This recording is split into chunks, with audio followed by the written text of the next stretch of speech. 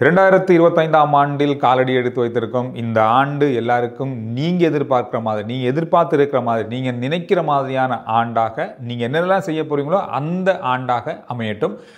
நிறைய பேர் இந்த புது வருஷத்துல நிறைய சபதம்ன்றதை விட இந்த வருஷத்துல நாம் என்னெல்லாம் செய்ய போறோமோ அந்த விஷயங்கள் எல்லாமே நீங்க எடுத்திருப்பீங்க. அந்த எடுக்கப்பட்ட அத்தனை விஷயங்களும் நல்ல விஷயங்களாகவும் அது வெற்றிகரமான விஷயங்களாகவும் அமையட்டும். கடந்த 2024 ஒரு நாள் கூட போகலைன்னா அது கடந்த ஆண்டாக மாறி இருக்கு. இது அந்த ஆண்டில் நாம் நிறைய வீடியோக்கள் பண்ணியிருக்கோம். அந்த வீடியோக்களுக்கு நிறைய பேர் ஆதரவு தந்திருக்கீங்க. இந்த ரிப்போர்ட் சேனலில் நிறைய வீடியோக்கள் செய்த ஆண்டாக கூட 2024 தான் இருந்தது. இந்த வருஷத்துலையும் அதை விட அதிகமான வீடியோக்கள் தரதுக்கு முயற்சி பண்ணுறேன். நன்றி உங்களுடைய ஆதரவுக்கு. ஒவ்வொரு நாள் வீடியோ தேவைன்னு சொல்கிறீங்க, அது கொஞ்சம் கஷ்டமாக இருக்குது. முடிஞ்சளவு நான் இந்த வருஷத்தை தர பார்க்குறேன். ஆனாலும் உறுதியாக சொல்ல முடியாது ஒவ்வொரு நாளும் வீடியோ தர முடியுமான்றது. ஏன்னா எனக்கு அடுத்தடுத்த சேனல்கள் இருக்கிறதால அதுக்கும் வேலை செய்யணுன்றதுக்காக சில வேலைகள் தவற விடப்படலாம். ஓகே, இந்த நாளில் இந்த 1ஆம் தேதியில் என்ன விஷயங்கள் இருக்குது அப்படின்றத நாங்கள் சுருக்கமாக பார்க்க போகிறோம். இது நேற்றைய நாளில் வந்த செய்தி தான், போன வருஷத்தில் வந்த செய்தி தான். அப்படி பார்த்தா அதாவது இன்றைக்கு அரசாங்கத்தினுடைய ஒரு அறிவிப்பாக நள்ளிரவு வந்த ஒரு செய்தி. புது வருஷ பரிசாக கூட அதை நீங்கள் எடுத்துக்கொள்ளலாம். ஒவ்வொருத்தருக்கும் தனித்தனியாக கொடுக்க முடியாமல் அப்படி ஒட்டுமொத்தமாக கொடுத்துருக்காங்கன்னு நினைக்கிறேன்.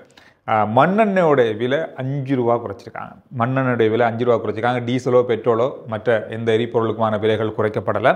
மண்ணெண்ணெய்க்கான விலை மட்டுமே குறைக்கப்பட்டிருக்கு 5 ரூபா. இப்போ புதிய விலையாக 183 ரூபா மண்ணெண்ணெயோட விலை. சரி, இது ஒரு புது வருஷ பரிசு அப்படின்னுடைய இது ஆரம்பத்திலே சொல்லியா இருக்குது. சரி, இப்போ விஷயத்துக்கு வருவோம்.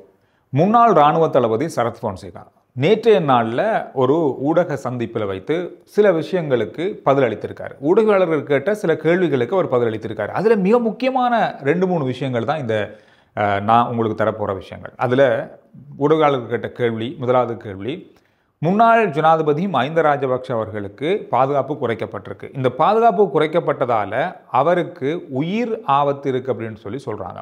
அது மட்டும் இல்லாமல் ட்ரோன் தாக்குதல், அதாவது ட்ரோன் மூலமாக கூட அவரை தாக்கக்கூடிய வாய்ப்புகள் இருப்பதாக செய்திகளில் அல்லது ஊகங்கள் சொல்லுது, இந்த மாதிரி கேட்டிருந்தாங்க.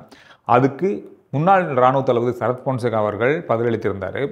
அந்த அளவுக்கு செலவழித்து மஹிந்த ராஜபக்ஷ அவர்களை தாக்குற அளவுக்கு அல்லது அவருக்கான உயிர் அச்சுறுத்தலை கொடுக்குற அளவுக்கு எந்த ஒரு பிரயோசனமும் இல்லை. அந்தளவுக்கு வேர்த்து இல்லை, அந்தளவு செலவழிக்க வேண்டிய அமைப்புகள் அவரை தாக்க வேண்டிய அவசியம் இல்லை. அந்தளவுக்கு அவருக்கு உயிர் அச்சுறுத்தல் அப்படின்றது இல்லை. இது வெளிநாடுகளில் அப்படி என்ற அளவில் இருந்தாலும் பரவாயில்ல. இங்கே அந்தளவுக்கு செலவழித்து ட்ரோன் தாக்குதல் நடத்தலாம் அவ்வளோ ஈஸியான விஷயங்கள் கிடையாது. அவ்வளோக்கு நிறைய அளவான பொருளாதாரம் வேணும் அதுக்கு.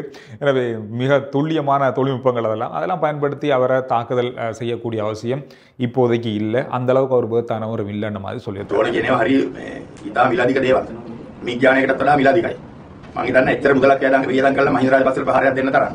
මේ අවශ්‍යතාවයක් තියෙනවා කියලා මේ රටේ එහෙම කවුරුත් එච්චර මුදලක් කීදම් කරන්නේ නැහැ. හැකියාව තියෙනවා ඇමරිකාව, රුසියාව වගේ ප්‍රබල රටවල් වල. එච්චර මුදලක් කීදම් කළා மஹிந்த ராஜபக்ஷ காதனை කරන කාටට පිස්සු තියෙනවා. அது மட்டும் இல்லாமல் இன்னும் ஒரு கேள்வி கேட்கப்பட்டது. பாதுகாப்பு குறைக்கப்பட்டிருக்கு, இந்த பாதுகாப்பு தொடர்பாக நீங்கள் என்ன நினைக்கிறீங்க அப்படின்னு சொல்லி. அதுக்கு அவர் சொல்லலாம், ஏற்கனவே 60 போலீஸார் இன்னும் அவரோட பாதுகாப்பில் இருக்காங்க. அது கூட அவருக்கு கூடத்தான், அதை அரவாசாக கூட குறைக்கலாம், அந்த அளவுக்கே போதும், ஒரு 30-35 பேரை காணும்ன்ற மாதிரி சொல்லியிருந்தார். அது மட்டும் இல்லாமல் முன்னாள் விடுதலை புலிகள், அதாவது புலிகளுடைய அச்சுறுத்தல் கூட அவருக்கு இருக்குது அப்படின்ற மாதிரி கடந்த நாட்களில் சொல்லப்பட்டது. விடுதலை புலிகளுடைய தாக்குதல் கூட அவருக்கு இருக்குது, அவங்களுடைய அச்சுறுத்தல் கூட இன்னும் அவருக்கு இருக்குன்ற மாதிரி சொல்லப்பட்டது. பல செய்திகளை நாங்கள் பார்த்தோம். அது தொடர்பாகவும் கேள்வி கேட்கப்பட்டது. அதுக்கு அவர் சொல்லியிருந்த ஒரு பதில் என்ன சொன்னால், புலிகளோடு அவர் மிக நெருக்கமான உறவை பேணியிருந்தார். அதனால் அவங்களாலேயும் எந்த விதமான உயிர் அச்சுறுத்தலும் அவருக்கு இல்லை. 2010ஆம் ஆண்டு அவர் ஆட்சிக்கு வரும்பொழுது விடுதலை புலிகளோடு அவர் போட்டுக்கொண்ட ஒப்பந்தமே பேச்சுவார்த்தை மூலமாக இந்த யுத்தத்தை முடிவுக்கு கொண்டு வரது என்ற ஒரு பேச்சுவார்த்தை மூலமாகத்தான் அவர் ஆட்சிக்கே வந்தார். மஹிந்த ராஜபக்ஷ ආවේ 2010 එයාගේ මැතිවරණ ප්‍රකාශය තිබුණේ 2005 එනකොට ප්‍රකාශය කියලා දුන්නේ මම ප්‍රභාකරන් මහත්තයා හම්බෙලා සාමයෙන් මේ රට සාමය කියලා සාකච්ඡා කරලා කියලා. யுத்தය මම අනුමත කරන්නේ නැහැ, யுத்தයෙන් පිළිමක් මේකට උපිරිතුරක් ගේන්න බෑ කියලා තමයි மஹிந்த சிந்தனை තියෙන්නේ. அதுக்கு பிறகு யுத்தம் நடந்து கொண்டிருந்த மிக பெரிய அளவான யுத்தம் நடந்து கொண்டிருந்த காலத்தில் அவர் உடனடியாக 3 மாத யுத்த நிறுத்தத்தை வழங்கியிருந்தார். அந்த யுத்த நிறுத்தம் ஏன் வழங்கப்பட்டதுன்னு சொன்னால், முன்னாள் விடுதலை புலிகளுடைய போராளிகள், முன்னாள் விடுதலை புலிகளுடைய மிக முக்கியமான பதவியில் இருந்தவங்க எல்லாமே தப்பி போகிறதுக்கான ஒரு கால சூழலை உருவாக்குறதுக்காக தான் அந்த யுத்த நிறுத்தத்தை அவர் கொண்டு வந்தார். எனவே அதனால் 3 மாத காலம் அந்த யுத்தம் வந்து பின்னுக்கு போயிருந்தது. அதோட 5-6 கிலோமீட்டர் நாங்கள் பின்னுக்கு போயிருந்தோம். இதனால் யுத்தம் வந்து அந்த நேரத்தில் முடிக்க வேண்டியது முடிக்க முடியாமல் போனதுக்கு காரணம் அவர் தான். அதனால் முன்னாள் விடுதலை புலிகளுடைய மிக முக்கியமான உறுப்பினரோடு அவர் நெருங்கிய உறவை போயிருந்தார். அதனால் அவங்களாலேயும் கூட அவருக்கு எந்த விதமான உயிர் அச்சுறுத்தல் கூட இல்லை. நான் ஒரு இராணுவ தளபதியாக யுத்தத்தில் இருந்த ஒரு ஆள்.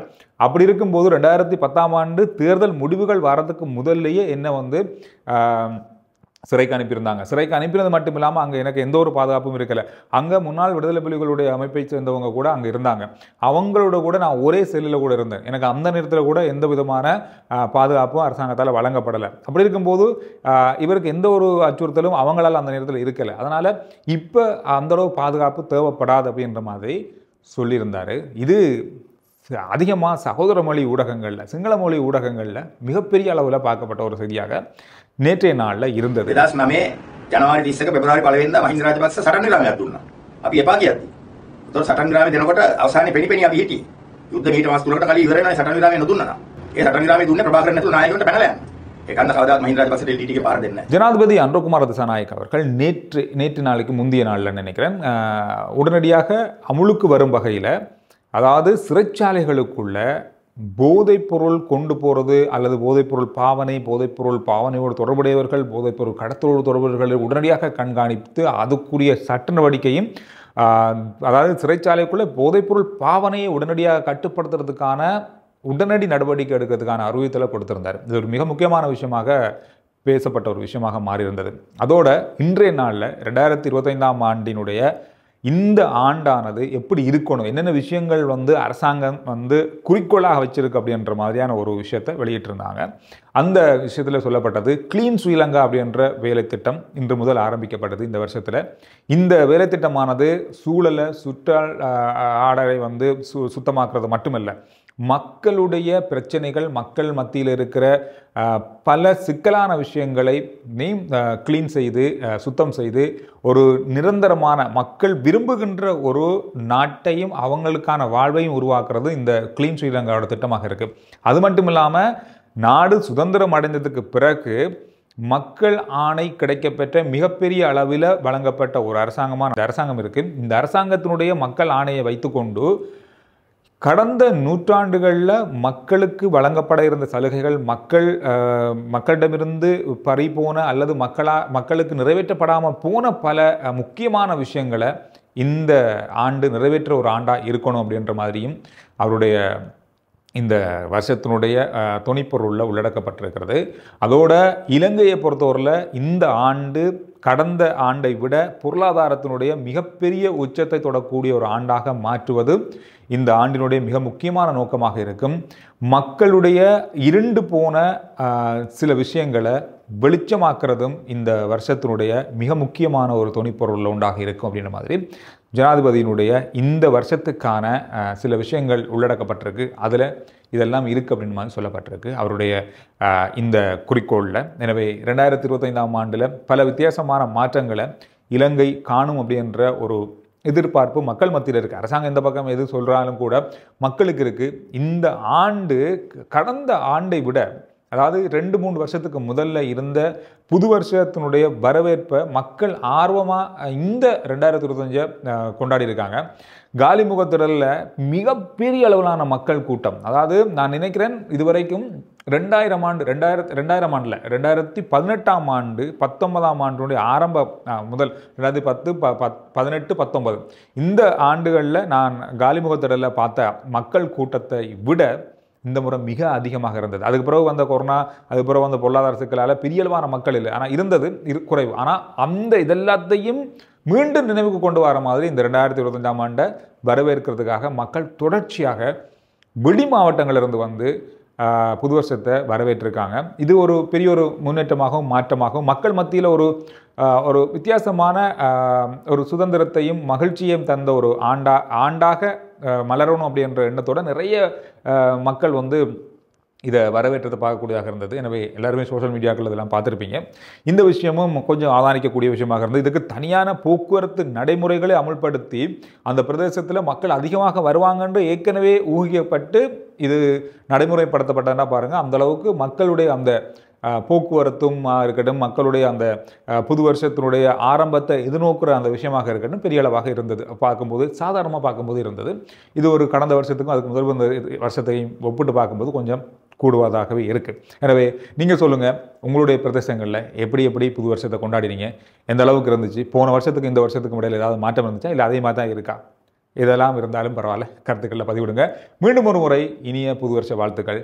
இந்த வருஷம் நல்ல வருஷமாக அமையட்டும். நன்றி, வணக்கம்.